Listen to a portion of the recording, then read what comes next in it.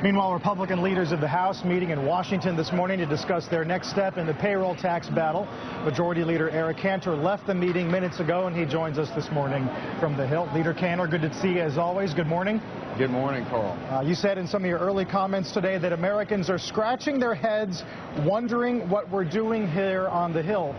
What are you doing? Where does it stand at this moment?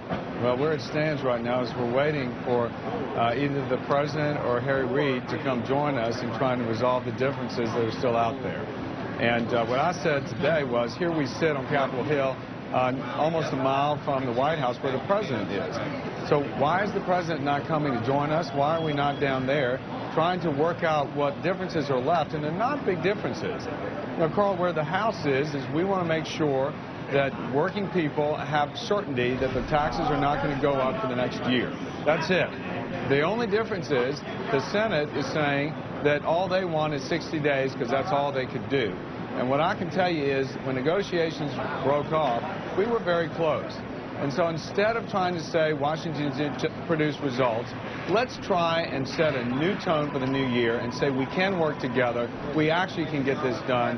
There is time. So I would ask the President, Harry Reid, to join us in trying to resolve this for the American people.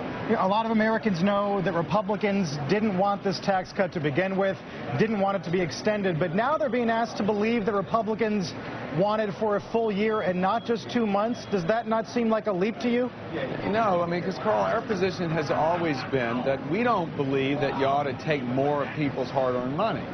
The Republican Party has always believed in lower taxes. And so although we think that this is a tax that is dedicated to the Social Security Trust Fund, and we don't want that rated because we know that that program has actuarial problems, we do feel it important that people are able to keep more of their hard-earned money and have the certainty of planning. I mean, think about it. How can we expect people to budget their household needs when they don't know what their tax liability is going to be from month to month? So legislating in a 60-day fashion is just unacceptable. And as the President said in his very own words, it's inexcusable for us not to allow for a one-year extension. Right. That's all we're saying, and that's the only difference there is. At the same time, Democrats are salivating over this scuffle, this impasse.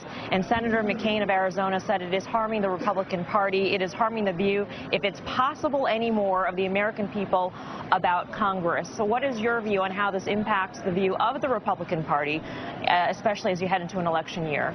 Well, if you look at the facts, the fact is the Republicans in the House are standing for the working people of this country. It is not an unreasonable position because everyone in this town says that they want to have a year worth of tax relief. And I think most Americans would agree with that.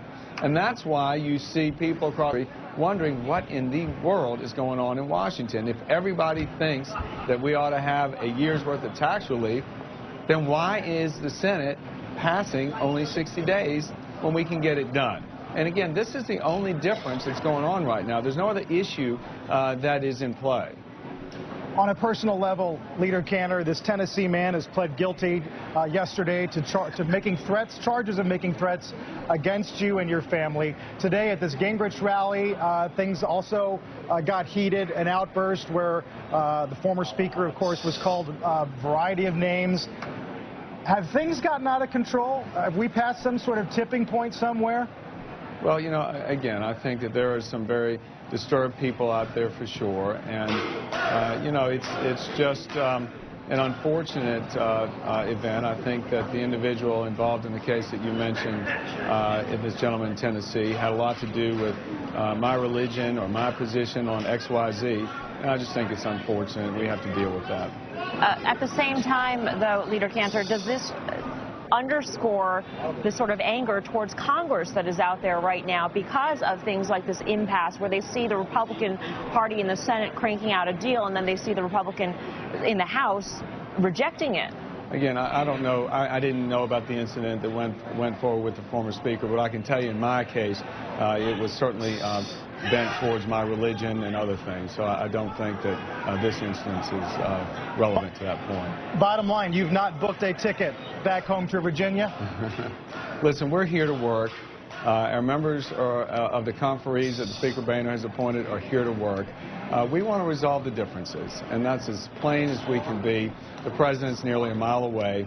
I don't think he wants to go on his vacation, leaving the American taxpayers in the lurch. They want to have certainty. 60 days is unacceptable. We'll be back in this fight in 60 days without any resolution. We're trying to really set a new tone for the new year. Let's start the new year by getting our work done now.